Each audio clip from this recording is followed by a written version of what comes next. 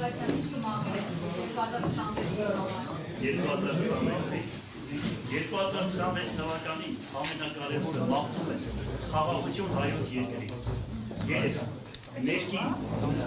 այն հայերը, որոնք սիրում են հայրենիք, որոնք խիղճ ունեն, որոնք հավատ ունեն, երկիրը անցնի նմանատիպ մարդկանց ձեռքը։ Եվ եթե հանկարծ այս ժողովուրդը ճիշտ ընդդիմություն պետք է անի, մեզ իպես մարդիկ հաջողություն ստեղծում, գնացեք այդպես անել։